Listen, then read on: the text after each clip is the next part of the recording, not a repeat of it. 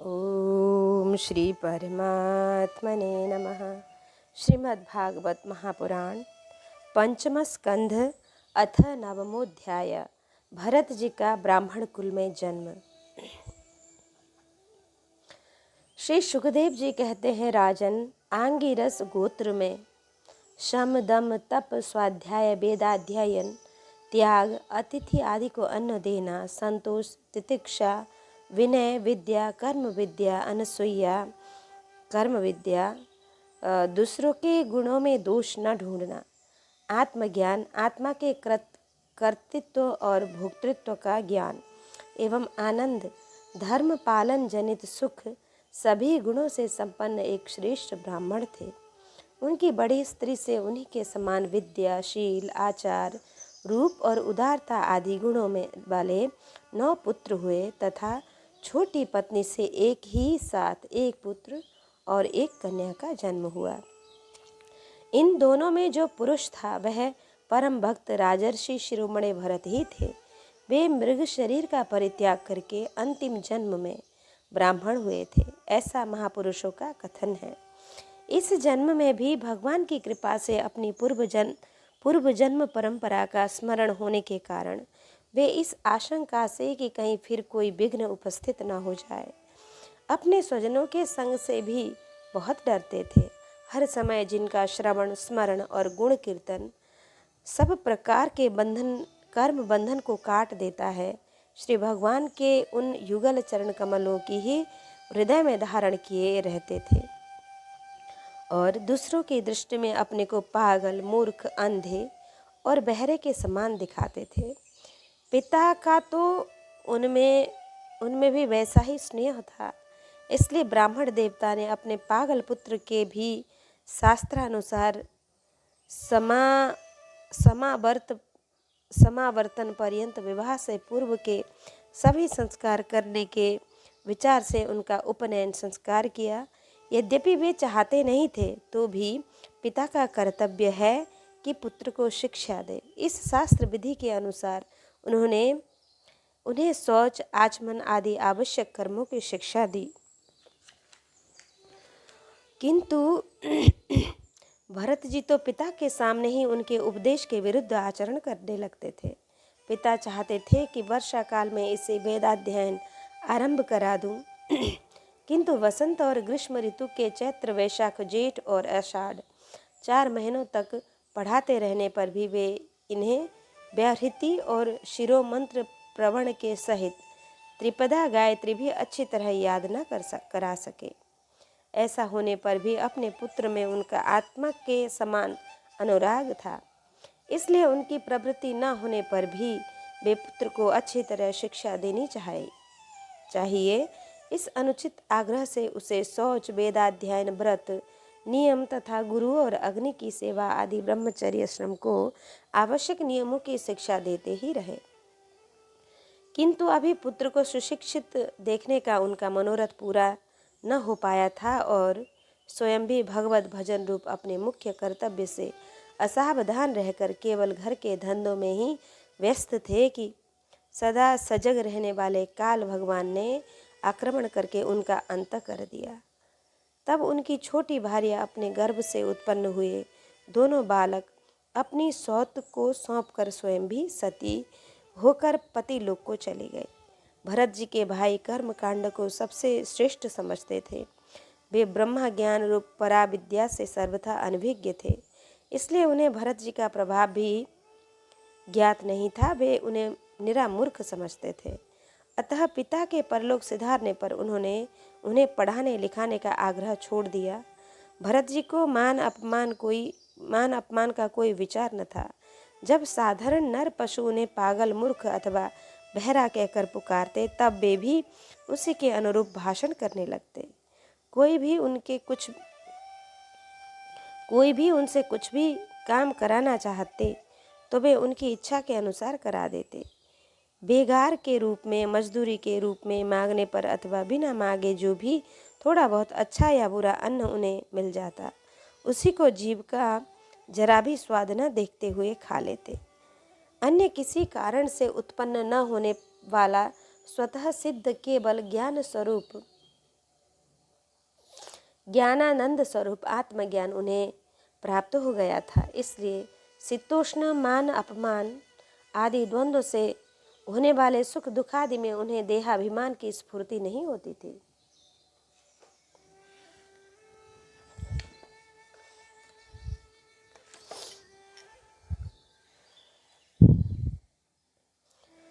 वे सर्दी, गर्मी, वर्षा और आंधी के समान, सांड के समान नंगे पड़े रहते थे। उनके सभी अंग हृष्ट पुष्ट एवं गठे हुए थे। वे पृथ्वी पर ही पड़े रहते थे, कभी तेल उबटन आदि नहीं लगाते थे और न कभी स्नान ही करते थे। उससे उनके शरीर पर मैल जम गई थी। उनका ब्रह्म तेज धूलि से ढके हुए मूल्यवान मणि के समान छिप गया था। वे अपनी कमर में एक मैला कुचैला कपड़ा लपेटे रहते थे। उनका यज्ञोपवीत भी बहुत ही मैला हो गया था। इसलिए अज्ञानी जनता यह कोई दुष्ट है, कोई अधम ब्राह्मण है, ऐसा कहकर उनका तिरस्कार कर दिया करती थी। किंतु वे इसका कोई विचार न करके स्वच्छंद विचरते थे। दूसरों की मजदूरी करके पेट पालते देख जब उन्हें उनके भाइयों ने खेत की क्यारियाँ ठीक करने में लगा दिया, तब वे उस कार्य को भी करने लगे, परंतु इन्हें इस बात का कुछ भी ध्यान न था कि उन क्यारियों में भूमि समतल है या ऊंची नीची, अथवा वह छोटी है या बड़ी। उनके भाई उन्हें चावल की कनी, खली, भूसी, धुने हुए उड़द अथवा बर्तनों में लगी हुई जले अन्न की खुरचन जो कुछ भी दे देते, उसी को वे अमृत के समान खा लेते थे। किसी समय डाकुओं के सरदार ने, जिनके सामंत शूद्र जाति के थे, पुत्र की कामना से भद्रकाली को मनुष्य की बलि देने का संकल्प किया। उसने जो पुरुष पशु बलि देने के लिए पकड़ मंगाया था, वह दैववश उसके फंदे से निकलकर भाग गया। उसे ढूंढने के लिए उनके सेवक चारों ओर दौड़े, किंतु अंधेरी रात में आधी रात के समय कहीं उसका पता न लगा। इसी समय दैव योग से अकस्मात उनकी दृष्टि इन आंगिरस गोत्रीय ब्राह्मण कुमार पर पड़ी, जो वीरासन से बैठे हुए मृग बरहादि जीवों से खेतों की रखवाली कर रहे थे। उन्होंने देखा कि यह पशु तो बड़े अच्छे लक्षणों वाला है, इससे हमारे स्वामी का कार्य अवश्य सिद्ध हो जाएगा। यह सोचकर उनका मुख आनंद से खिल उठा और वे उन्हें रस्सियों से बांधकर चंडिका के मंदिर में ले गए।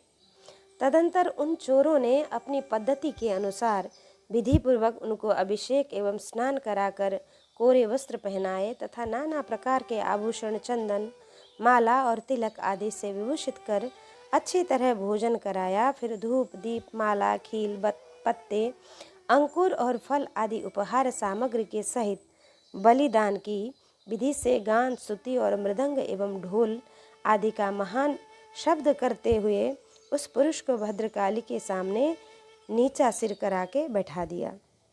इसके पश्चात दस्युराज के पुरोहित बने हुए लुटेरे ने उस नर पशु के रुधिर से देवी को तृप्त करने के लिए देवी मंत्रों से अभिमंत्रित एक तीक्ष्ण खड्ग उठाया।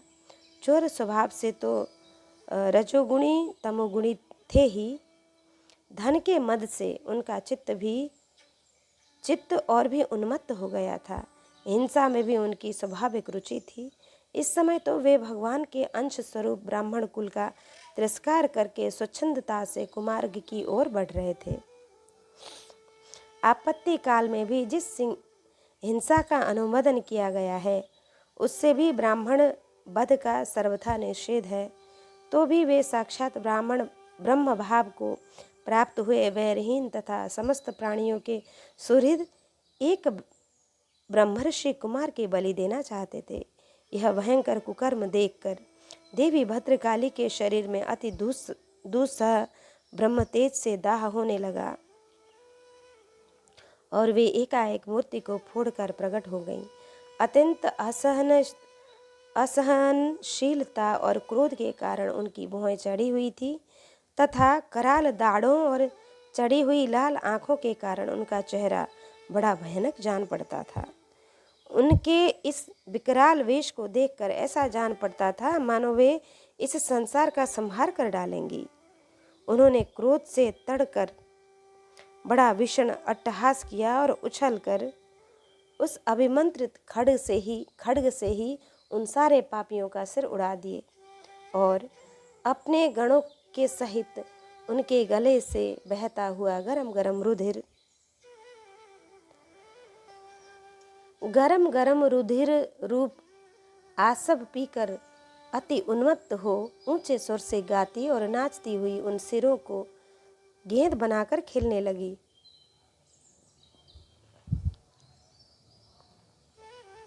सच है कि महापुरुषों के प्रति किया हुआ अत्याचार रूप अपराध इसी प्रकार ज्यों का त्यों अपने ही ऊपर पड़ता है। परीक्षित, जिनकी देहाभिमान रूप सुदृढ़ हृदय ग्रंथि छूट गई है, जो समस्त प्राणियों के सुहृद एवं आत्मा तथा वैरहीन है, साक्षात भगवान ही भद्रकाली आदि भिन्न भिन्न रूप धारण करके अपने कभी न चूकने वाले कालचक्र रूप श्रेष्ठ शस्त्र से जिनकी रक्षा करते हैं और जिन्होंने भगवान के निर्भय चरण कमलों का आश्रय ले रखा है, उन भगवत भक्त परमहंसों के लिए अपना सिर कटने का अवसर आने पर भी किसी प्रकार व्याकुल न होना, यह कोई बड़े आश्चर्य की बात नहीं। इति श्रीमद्भागवते महापुराणे पारमहंस्यां संहितायां पंचमस्कंधे जड़ भरत चरिते नवमोऽध्यायः। अथ दशमोऽध्याय जड़ भरत और राजा रहुगण की भेंट। श्री सुखदेव जी महाराज कहते हैं, राजन, एक बार सिंधु सौबीर देश का स्वामी राजा रहुगण पालकी पर चढ़कर जा रहा था। जब वह इक्षुमती नदी के किनारे पहुंचा तब उसकी पालकी उठाने वाले कहारों के जमादार को एक कहार की आवश्यकता पड़ गई। कहार की खोज करते समय दैववश उसे ये ब्राह्मण देवता मिल गए। उन्हें देखकर उसने सोचा, यह मनुष्य हृष्ट पुष्ट जवान और गठीले अंगों वाला है, इसलिए यह तो बैल या गधे के समान अच्छी तरह बोझा ढो सकता है। यह सोचकर उसने बेगार में पकड़े हुए अन्य कहारों के साथ इन्हें भी बलात् पकड़कर पालकी में जोड़ दिया। महात्मा भरत जी यद्यपि किसी प्रकार इस कार्य के योग्य नहीं थे, तो भी वे बिना कुछ बोले चुपचाप पालकी को उठा ले चले। वे द्विज भर कोई जीव पैरों तले दब न जाए, इस डर से आगे की एक बाण पृथ्वी देखकर चलते थे, इसलिए दूसरे कहारों के साथ उनकी चाल का मेल नहीं खा पाता था। अतः जब पालकी टेढ़ी सीधी होने लगी तब यह देखकर राजा रहुगण ने पालकी उठाने वालों से कहा, अरे कहारों, अच्छी तरह चलो, पालकी को इस प्रकार ऊंची नीची करके क्यों चलते हो। तब अपने स्वामी का यह आक्षेप युक्त वचन सुनकर कहारों को डर लगा कि कहीं राजा उन्हें दंड न दें, इसलिए उन्होंने राजा से इस प्रकार निवेदन किया, महाराज, यह हमारा प्रमाद नहीं है, हम आपकी पालकी नियम मर्यादा के अनुसार ठीक ठीक ही पालकी ले चल रहे हैं। यह एक नया कहार अभी अभी पालकी में लगाया गया है, तो भी यह जल्दी जल्दी नहीं चलता, हम लोग इसके साथ पालकी नहीं ले जा सकते। कहारों के ये वचन सुनकर राजा रहुगण ने सोचा, संसर्ग से उत्पन्न होने वाला दोष एक व्यक्ति में होने पर भी उससे संबंध रखने वाले सभी पुरुषों में आ सकता है, इसलिए यदि इसका प्रतिकार न किया गया तो धीरे धीरे ये सभी कहार अपनी चाल बिगाड़ लेंगे। ऐसा सोचकर राजा रहुगण को कुछ क्रोध हो आया। यद्यपि उसने महापुरुषों का सेवन किया था, तथापि क्षत्रिय स्वभाववश बलात् उसकी बुद्धि रजोगुण से व्यक्त हो गई थी और वह उन द्विजश्रेष्ठ से, जिनका ब्रह्म तेज भस्म के ढके हुए अग्नि के समान प्रकट नहीं था, इस प्रकार व्यंग भरे वचन कहने लगा, अरे भैया, बड़े दुख की बात है, अवश्य ही तुम बहुत थक गए हो। ज्ञात होता है तुम्हारे इन साथियों ने तुम्हें तनिक भी सहारा नहीं लगाया। इतनी दूर से तुम अकेले ही बड़ी देर से पालकी ढोते चले आ रहे हो। तुम्हारा शरीर भी विशेष मोटा ताजा और हट्टा कट्टा नहीं है, और मित्र बुढ़ापे ने अलग तुम्हें दबा रखा है। इस प्रकार बहुत ताना मारने पर भी वे पहले की ही भांति चुपचाप पालकी उठाए चलते रहे। उन्होंने इसका कुछ भी बुरा न माना, क्योंकि उनकी दृष्टि में तो पंचभूत इंद्रिय और अंतःकरण का संघात यह अपना अंतिम शरीर अविद्या की ही कार्य था।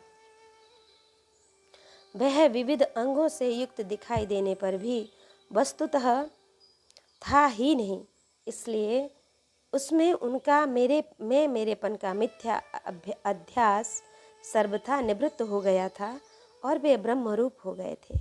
किंतु पालकी अभी सीधी चाल से नहीं चल रही है। यह देखकर राजा रहुगण क्रोध से आग बबूला हो गया और कहने लगा, अरे यह क्या तू जीता ही मर गया है? तू मेरा निरादर करके मेरी आज्ञा का उल्लंघन कर रहा है। मालूम होता है तू सर्वथा प्रमादी है। अरे जैसे दंडपाणी यमराज जन समुदाय को उसके अपराधों के लिए दंड देते हैं, उसी प्रकार मैं भी अभी तेरा इलाज किए देता हूँ, तब तेरे होश ठिकाने आ जाएंगे। रहुगण को राजा होने का अभिमान था, इसलिए वह इसी प्रकार बहुत सी अनाप शनाप बातें बोल गया था। वह अपने को बड़ा पंडित समझता था, अतः रज तमयुक्त अभिमान के वशीभूत होकर उसने भगवान के अनन्य प्रीति पात्र भक्त पर भरत जी का तिरस्कार कर डाला। योगेश्वरों की विचित्र कहानी कहनी करनी का तो उसे कुछ पता ही न था। उसकी ऐसी कच्ची बुद्धि देखकर वे संपूर्ण प्राणियों के सुहृद एवं आत्मा ब्रह्मभूत ब्राह्मण देवता मुस्कुराए और बिना किसी प्रकार का अभिमान किए इस प्रकार कहने लगे कि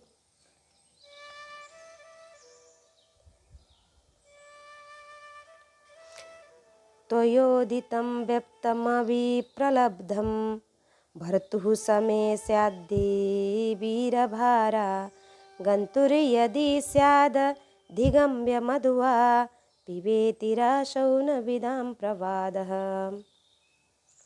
राजन, तुमने जो कुछ कहा वह यथार्थ है, इसमें कोई उलाहना नहीं है।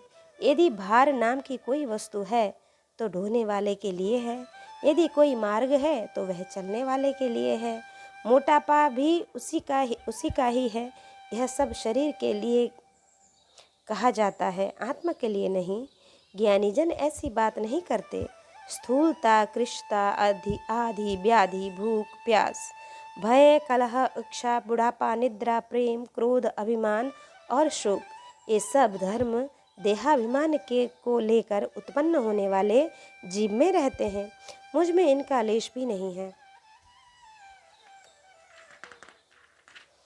राजन, तुमने जो जीने मरने की बात कही, सो जितने भी विकारी पदार्थ हैं उन सभी में नियमित रूप से ये दोनों बातें देखी जाती हैं, क्योंकि वे सभी आदि अंत वाले हैं। यशस्वी नरेश, जहाँ स्वामी सेवक भाव स्थिर हो, वहीं आज्ञा पालनादि का नियम भी लागू हो सकता है। तुम राजा हो और मैं प्रजा हूँ। इस प्रकार की भेद बुद्धि के लिए मुझे व्यवहार के सिवा और कहीं तनिक भी अवकाश नहीं दिखाई देता। परमार्थ दृष्टि से देखा जाए तो किसे स्वामी कहें और किसे सेवक। फिर भी राजन, तुम्हें यदि स्वामित्व का अभिमान है तो कहो, मैं तुम्हारी क्या सेवा करूं? वीरवर, मैं मत्त उन्मत्त और जड़ के समान अपनी ही स्थिति में रहता हूँ। मेरा इलाज करके तुम्हें क्या हाथ लगेगा? यदि मैं वास्तव में जड़ और प्रमादी ही हूँ तो भी मुझे शिक्षा देना पिसे हुए को पीसने के समान व्यर्थ ही होगा। श्री सुखदेव जी कहते हैं, परीक्षित, मुनिवर जड़ भरत यथार्थ तत्व का उपदेश करते हुए इतना उत्तर देकर मौन हो गए। उनका देहात्म बुद्धि का हेतुभूत अज्ञान निवृत्त हो चुका था, इसलिए वे परम शांत हो गए थे। अतः इतना कहकर भोग द्वारा प्रारब्ध क्षय करने के लिए वे फिर पहले के ही समान उस पालकी को कंधे पर लेकर चलने लगे। सिंधु सौबी नरेश रहुगण भी अपनी उन्मत्त श्रद्धा के कारण अपनी उत्तम श्रद्धा के कारण तत्व जिज्ञासा का पूरा अधिकारी था। जब उसने उन द्विजश्रेष्ठ के अनेकों योग ग्रंथों से समर्थित और हृदय की ग्रंथि का छेदन करने वाले ये वाक्य सुने, तब वह तत्काल पालकी से उतर पड़ा। उसका राजमद सर्वथा दूर हो गया और वह उनके चरणों में सिर रखकर अपना अपराध क्षमा कराते हुए इस प्रकार कहने लगा कि कस्तुं निगूढश्चरसि दुजानां बिभर्षि सूत्रं कतमो वधूतः कस्यासि कुत्रस्य इहापि कस्माद् क्षेमाय नश्चेदसि नोत शुक्लः। देव, आपने द्विजों का चिन्ह यज्ञोपवीत धारण कर रखा है। बतलाइए, इस प्रकार प्रच्छन्न भाव से विचरने वाले आप कौन हैं? क्या आप दत्तात्रेय आदि अवधूतों में से कोई हैं? आप किसके पुत्र हैं? आपका कहाँ जन्म हुआ और यहाँ कैसे आपका पदार्पण हुआ है? यदि आप हमारा कल्याण करने पधारे हैं तो क्या आप साक्षात सत्यमूर्ति भगवान कपिल जी ही तो नहीं है? मुझे इंद्र के वज्र का कोई डर नहीं है, ना मैं महादेव जी के त्रिशूल से डरता हूँ और ना यमराज के दंड से। मुझे अग्नि, सूर्य, चंद्र, वायु और कुबेर के शस्त्र अस्त्रों का भी कोई भय नहीं है, परंतु मैं ब्राह्मण कुल के अपमान से बहुत ही डरता हूँ। अतः कृपा करके बतलाइए कि इस प्रकार आपने विज्ञान और शक्ति को छुपाकर मूर्खों की भांति विचरने वाले आप कौन हैं? विषयों से तो आप सर्वथा अनासक्त जान पड़ते हैं। मुझे आपकी कोई था नहीं मिल रही है। साधु,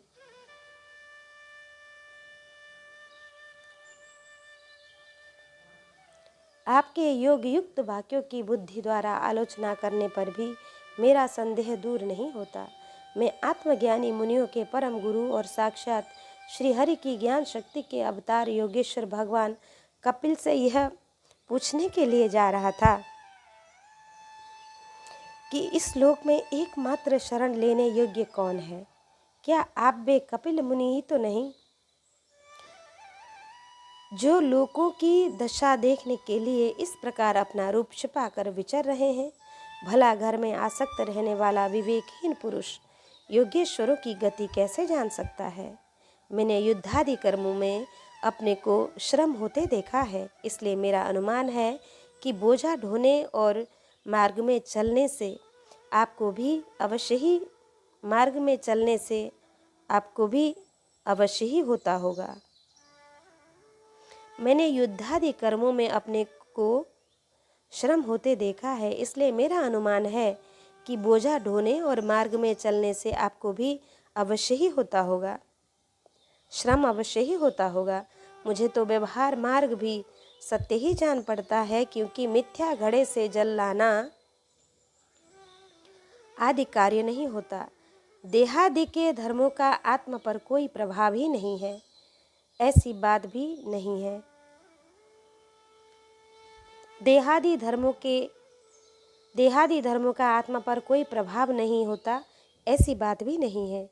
चूल्हे पर रखी हुई बटलोई जब अग्नि से तपने लगती है, तब उसका जल भी खौलने लगता है और फिर उस जल से चावल का भीतरी भाग भी पक जाता है। उसी प्रकार अपनी उपाधि के धर्मों का अनुवर्तन करने के कारण देह, इंद्रिय, प्राण और मन की सन्निधि से आत्मा को भी उनके धर्म श्रमादिक अनुभव होता ही है। आपने जो दंडादि की व्यर्थता बताई, सो राजा तो प्रजा का शासन और पालन करने के लिए नियुक्त हुआ उसका दास ही है। उसका उन्मत्तादि को दंड देना पिसे हुए को पीसने के समान व्यर्थ नहीं हो सकता, क्योंकि अपने धर्म का आचरण करना भगवान की सेवा ही है। उसे करने वाला व्यक्ति अपनी संपूर्ण पाप राशि को नष्ट कर देता है।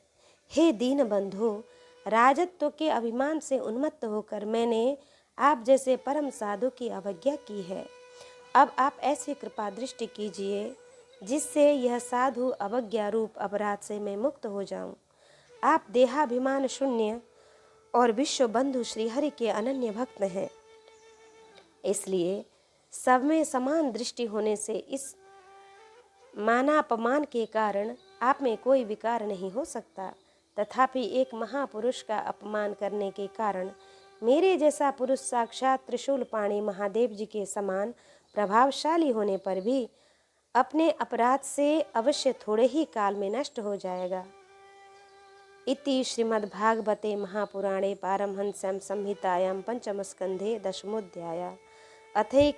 अथैकादशोऽध्यायः। राजा रहुगण को भरत जी का उपदेश। ब्राह्मणोवाच अकोविद वादवादान् वदस्यथो नातिविदां वरिष्ठ न सूरयो हि व्यवहारमेनं तत्त्वावमर्शेन सह मनन्ति।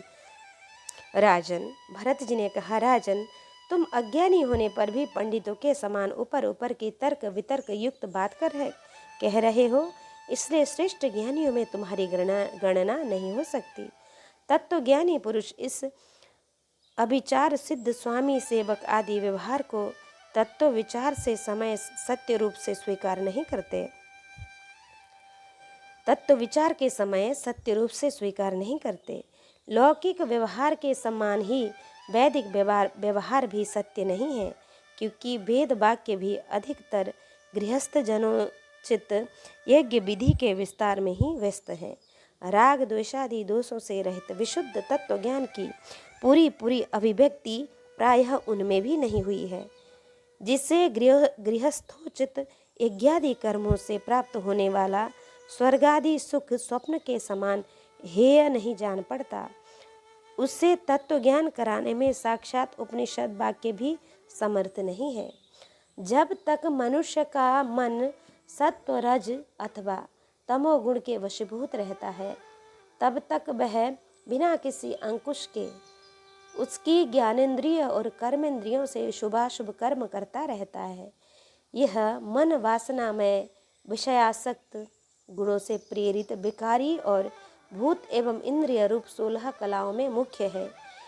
यही भिन्न भिन्न नामों से देवता और मनुष्यादि रूप धारण करके शरीर रूप उपाधियों के भेद से जीव की उत्तमता और अधमता का कारण होता है। यह मायामय मन संसार चक्र में छलने वाला है। यही अपनी देह के अभिमानी जीव से मिलकर उससे काल क्रम से प्राप्त हुए सुख दुख और इनसे व्यतिरिक्त मोह रूप अवश्यम भावी फलों की अभिव्यक्ति करता है। जब तक यह मन रहता है, तभी तक जागृत और स्वप्न अवस्था का व्यवहार प्रकाशित होकर जीव का दृश्य बनता है। इसलिए पंडित जन मन को ही त्रिगुणमय अधम संसार का और गुणातीत परमोत्कृष्ट मोक्ष पद का कारण बताते हैं। विषयासक्त मन जीव को संसार संकट में डाल देता है। विषयहीन होने पर वही उसे शांतिमय मोक्ष पद प्राप्त करा देता है। जिस प्रकार घी से भीगी हुई बत्ती को खाने वाले दीपक से तो धुएं वाली शिखा निकलती रहती है, और जब घी समाप्त हो जाता है तब वह अपने कारण अग्नि तत्व में लीन हो जाता है। इसी प्रकार विषय और कर्मों से आसक्त हुआ मन तरह तरह की वृत्तियों का आश्रय लिए रहता है, और इनसे मुक्त होने पर वह अपने तत्व में लीन हो जाता है। वीरवर 5 कर्मेंद्रिय, 5 ज्ञानेंद्रिय और 1 अहंकार, ये 11 मन की वृत्तियां हैं, तथा 5 प्रकार के कर्म, 5 तन्मात्रा और 1 शरीर, ये 11 उनके आधारभूत विषय कहे जाते हैं। गंध, रूप, स्पर्श, रस और शब्द, ये 5 ज्ञानेंद्रियों के विषय हैं। मल त्याग, संभोग, गमन, भाषण और लेना देना आदि व्यापार, ये 5 कर्मेंद्रियों के विषय हैं, तथा शरीर को यह मेरा है, इस प्रकार स्वीकार करना अहंकार का विषय है। कुछ लोग अहंकार को मन की 12वीं वृत्ति और उसके आश्रय शरीर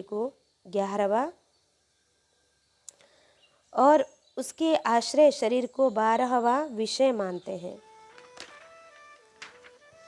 ये मन की 11 वृत्तियां द्रव्य, विषय, स्वभाव, आश्रय, संस्कार, कर्म और काल के द्वारा सैकड़ों, हजारों और करोड़ों भेदों में परिणित हो जाती है, किंतु इनकी सत्ता क्षेत्रज्ञ आत्म की सत्ता से ही है, स्वतः या परस्पर मिलकर नहीं है।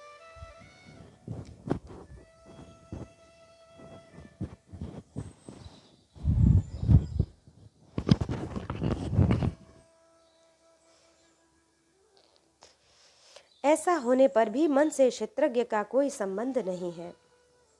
यह तो जीव की ही माया निर्मित उपाधि है।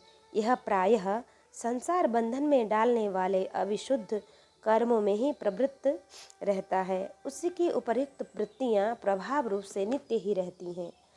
जागृत और स्वप्न के समय वे प्रकट हो जाती हैं और सुषुप्ति में छिप जाती हैं। इन दोनों ही अवस्थाओं में क्षेत्रज्ञ, जो विशुद्ध चिन्मात्र है, मन की इन वृत्तियों को साक्षी रूप से देखता रहता है।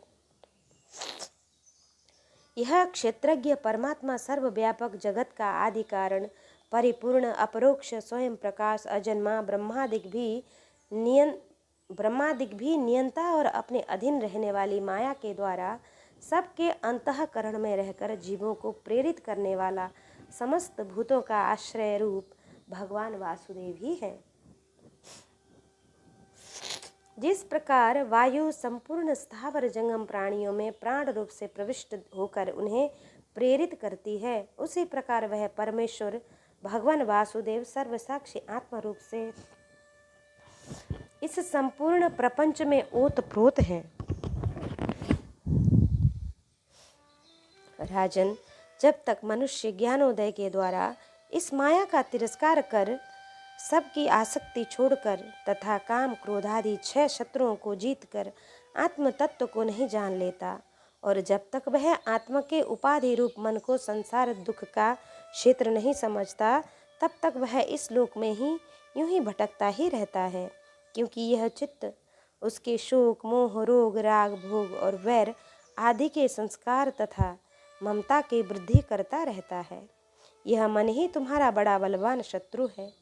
तुम्हारे उपेक्षा करने से इसकी शक्ति और भी बढ़ गई है।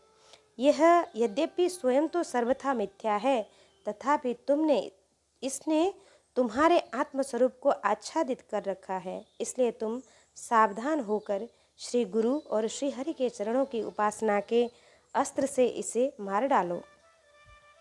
इति श्रीमद्भागवते महापुराणे पारमहंस्यां संहितायां पंचमस्कंधे ब्राह्मण रहुगण संवादे 11वाध्यायः। अथ 12वाध्यायः रहुगण का प्रश्न और भरत जी का समाधान। रहुगणोवाच नमो नमः कारण विग्रहाय स्वरूप तुच्छीकृत विग्रहाय नमो बधूत दुजबंधुलिंग निगुण नित्यानुभवाय तुभ्यम्। राजा रहुगण ने कहा, भगवन, मैं आपको नमस्कार करता हूँ। आपने जगत का उद्धार करने के लिए ही यह देह धारण की है। योगेश्वर, अपने परमानंदमय स्वरूप का अनुभव करके आप इस स्थूल शरीर से उदासीन हो गए हैं तथा एक जड़ ब्राह्मण के वेश से अपने नित्य ज्ञानमय स्वरूप को जन साधारण की दृष्टि से ओझल किए हुए हैं। मैं आपको बार बार नमस्कार करता हूँ। राजन, मैं आपको बार बार नमस्कार करता हूँ। हे ब्राह्मण, जिस प्रकार ज्वर से पीड़ित रोगी के लिए मीठी औषधि और धूप से तपे हुए पुरुष के लिए शीतल जल अमृत तुल्य होता है, उसी प्रकार मेरे लिए, जिसकी विवेक बुद्धि को देहाभिमान रूप विषैले सर्प ने डस लिया है, आपके वचन अमृतमय औषधि के समान है। हे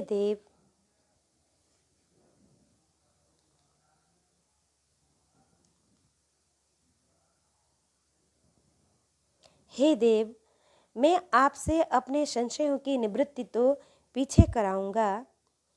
पहले तो इस समय आपने जो अध्यात्म योगमय उपदेश दिया है, उसी को सरल करके समझाइए। उसे समझने की मुझे बड़ी उत्कंठा है। योगेश्वर, आपने जो यह कहा कि भार उठाने की क्रिया तथा उससे जो श्रमरूप फल होता है, वे दोनों ही प्रत्यक्ष होने पर भी केवल व्यवहार मूल के ही हैं, वास्तव में सत्य नहीं है। वे तत्व विचार के सामने कुछ भी नहीं ठहरते। जो इस विषय में मेरा मन चक्कर खा रहा है, आपके इस कथन का मर्म मेरी समझ में नहीं आ रहा। तब जड़ भरत ने कहा कि पृथ्वी पते, यह देह पृथ्वी का विकार है। पाषाण आदि से इसका क्या भेद है? जब यह किसी कारण से पृथ्वी पर चलने लगता है, तब इसके भारवाही आदि नाम पड़ जाते हैं। इसके 2 चरण हैं। उसके ऊपर क्रमशः टखने, पिंडली, घुटने, जांग, कमर, वक्षस्थल, गर्दन और कंधे आदि अंग हैं। कंधों के ऊपर लकड़ी की पालकी रखी हुई है। उसमें भी सौवीराज नामक एक पार्थिव विकार है, जिसमें आत्मबुद्धि रूप अभिमान करने से मैं सिंधु देश का राजा हूँ, इस प्रकार प्रबल मत से अंधे हो रहे हो, किंतु इसी से तुम्हारी कोई श्रेष्ठता सिद्ध नहीं होती। वास्तव में तो तुम बड़े क्रूर और दृष्ट ही हो। तुमने इन विचारे दीन दुखिया कहारों को बेगार में पकड़कर पालकी में जोत रखा है, और फिर महापुरुषों की सभा में बढ़ बढ़ कर बातें बनाते हो कि मैं लोगों की रक्षा करने वाला हूँ। यह तुम्हें शोभा नहीं देता। हम देखते हैं कि संपूर्ण चराचर भूत सर्वदा पृथ्वी से ही उत्पन्न होते हैं और पृथ्वी में ही लीन होते हैं। अतः उनके क्रियाभेद के कारण जो अलग अलग नाम पड़ गए हैं, बताओ तो उनके सिवा व्यवहार का और क्या मूल है? इस प्रकार पृथ्वी शब्द का व्यवहार भी मिथ्या ही है, वास्तविक नहीं है, क्योंकि यह अपने उपादान कारण सूक्ष्म परमाणु में लीन हो जाती है, और जिनके मिलने से पृथ्वी रूप कार्य की सिद्धि होती है, वे परमाणु अविद्यावश मन से ही कल्पना किए हुए हैं। वास्तव में उनकी भी सत्ता नहीं है। इसी प्रकार और भी जो कुछ पतला मोटा छोटा बड़ा कार्य कारण तथा चेतना और अचेतन आदि गुणों से युक्त द्वैत प्रपंच है, उसे भी द्रव्य, स्वभाव, आशय, काल और कर्म आदि नामों वाली भगवान की माया का ही कार्य समझो। विशुद्ध परमार्थ रूप अद्वितीय तथा भीतर बाहर के भेद से रहित परिपूर्ण ज्ञान ही सत्य वस्तु है। वह सर्वांतरवर्ती और सर्वथा निर्विकार है। उसी का नाम भगवान है और उसी को पंडित जन वासुदेव कहते हैं। रहुगण महापुरुषों के चरणों की धूलि से अपने को नहलाए बिना केवल तप, यज्ञादि वैदिक कर्म, अन्नादि के दान, अतिथि सेवा, दीन सेवा आदि गृहस्थोचित धर्मानुष्ठान, वेदाध्ययन अथवा जल, अग्नि या सूर्य की उपासना आदि किसी भी साधन से यह परमात्मा ज्ञान प्राप्त नहीं हो पाता। इसका कारण यह है कि महापुरुषों के समाज में सदा पवित्र कीर्ति श्री हरि के गुणों की चर्चा होती रहती है, जिससे विषय वार्ता तो पास ही नहीं फटक पाती, और जब भगवत कथा का नित्य प्रति सेवन किया जाता है, तब वह मोक्षकांक्षी पुरुष की शुद्ध बुद्धि को भगवान वासुदेव में लगा देती है। पूर्व जन्म में मैं भरत नाम का राजा था। ऐहिक और परलौकिक दोनों प्रकार के विषयों से विरक्त होकर भगवान की आराधना में ही लगा रहता था, तो भी एक मृग के आसक्ति हो जाने से मुझे परमार्थ से भ्रष्ट होकर अगले जन्म में मृग बनना पड़ा।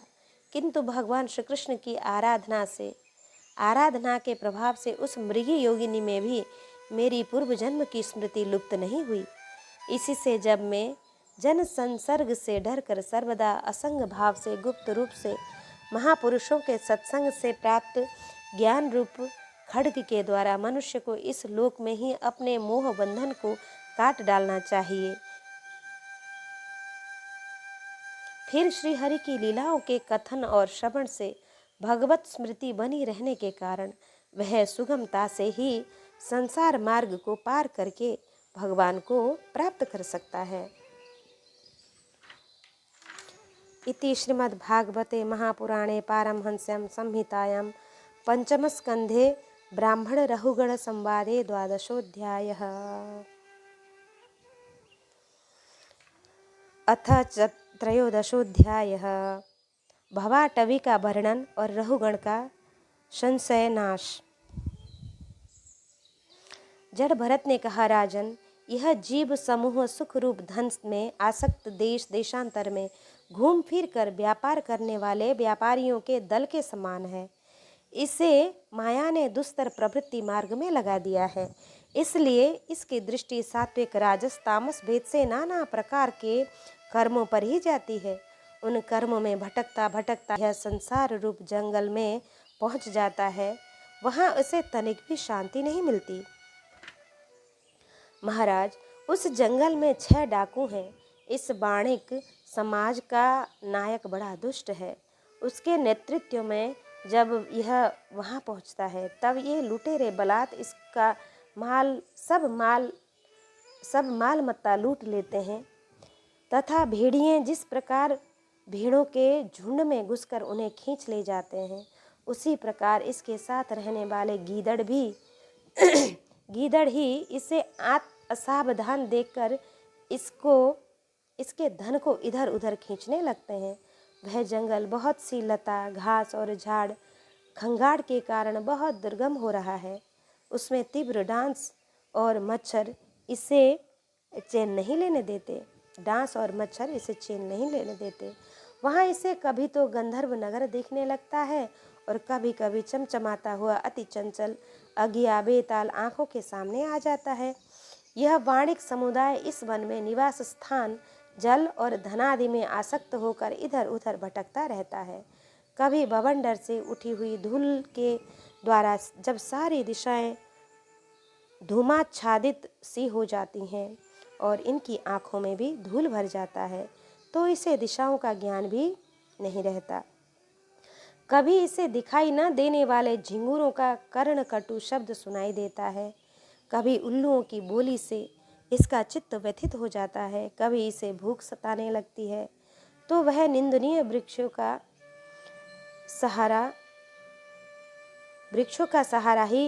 सहारा टटोलने लगता है और कभी प्यास से व्याकुल होकर मृग तृष्णा की ओर दौड़ने लगता है। कभी जलहीन नदियों की ओर जाता है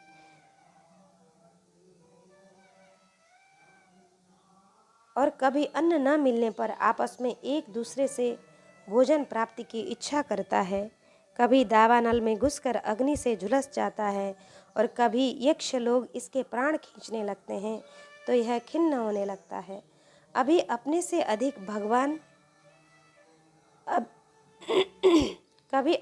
अधिक बलवान लोग इसका धन छीन लेते हैं तो यह दुखी होकर शोक और मोह से अचेत हो जाता है और कभी गंधर्व नगर में पहुंचकर घड़ी भर के लिए सब दुख भूलकर खुशी मनाने लगता है। कभी पर्वतों पर चढ़ना चाहता है तो कांटे और कंकड़ों द्वारा पैर चलनी हो जाने से उदास हो जाता है। कुटुंब बहुत बढ़ जाता है और उदर पूर्ति का साधन नहीं होता तो भूख की ज्वाला से संतप्त होकर अपने ही बंधु बांधवों पर खींचने लगता है। कभी अजगर सर्प का ग्रास बनकर वन में फेंके हुए मुर्दे के समान पड़ा रहता है। उस समय इसे कोई सुध बुध नहीं रहती। कभी दूसरे विषैले जंतु इसे काटने लगते हैं तो उनके विष के प्रभाव से अंधा होकर किसी अंधे कुएं में गिर पड़ता है और घोर दुखमय अंधकार में बेहोश पड़ा रहता है।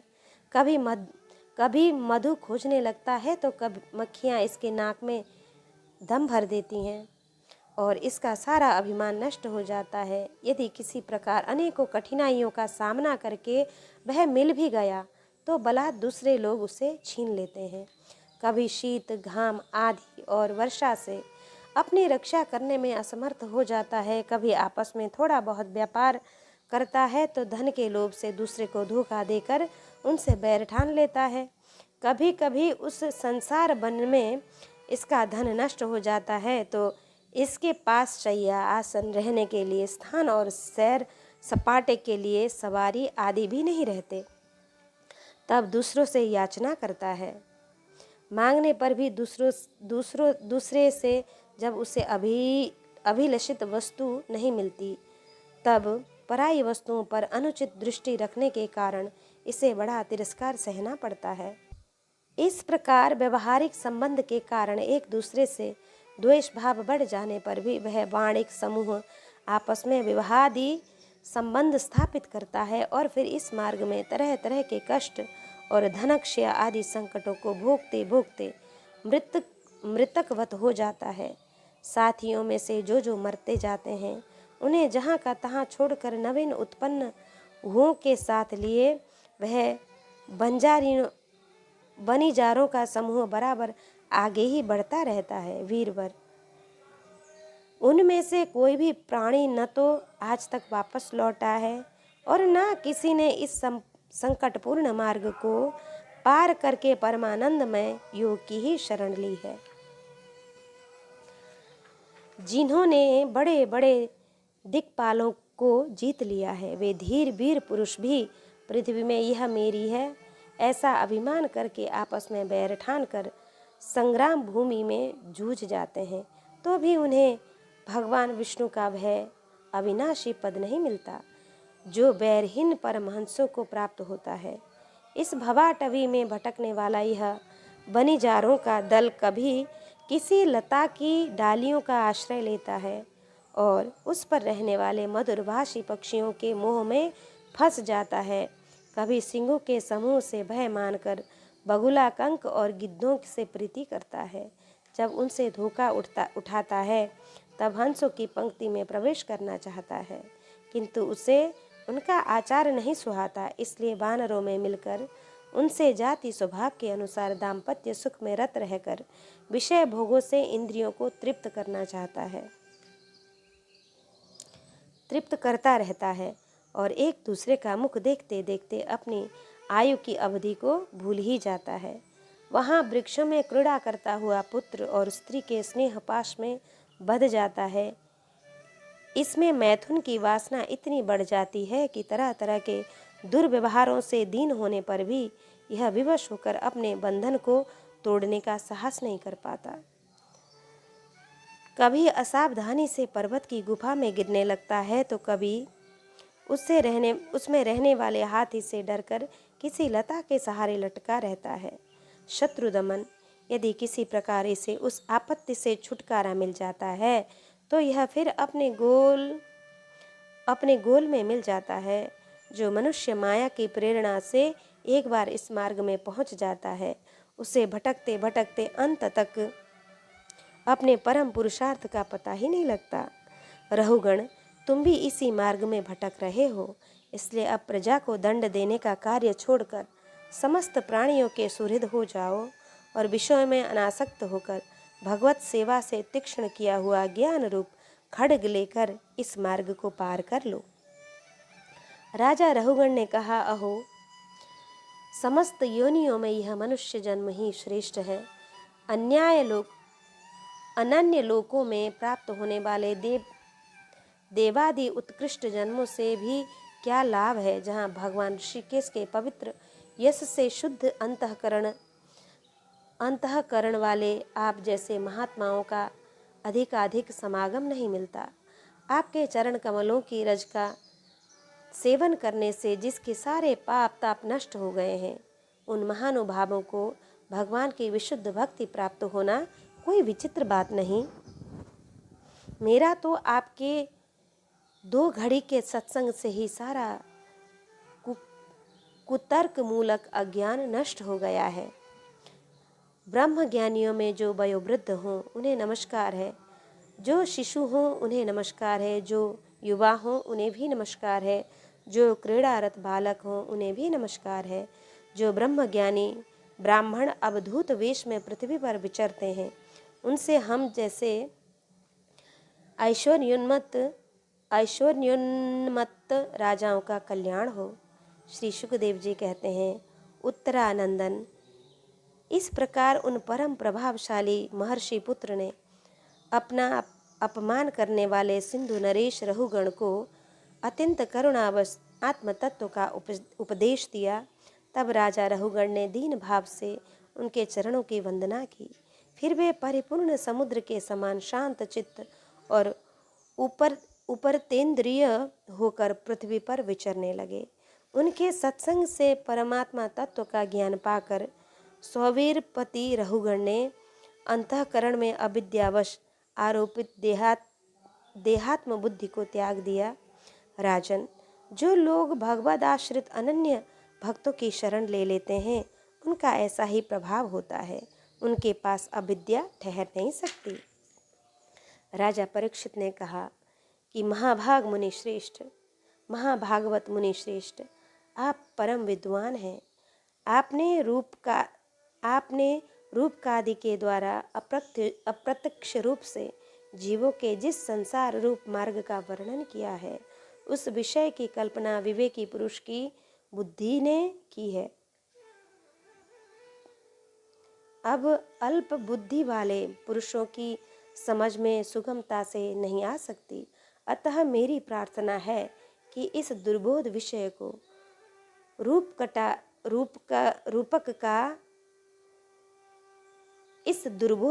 को रूपक का स्पष्टीकरण करने वाले शब्दों से खोलकर मुझे समझाइए। इति श्रीमद्भागवते महापुराणे पारमहंस्यां संहितायां पंचमस्कन्धे त्रयोदशोऽध्याय। कृष्णाय वासुदेवाय हरये परमात्मने प्रणतक्लेशनाशाय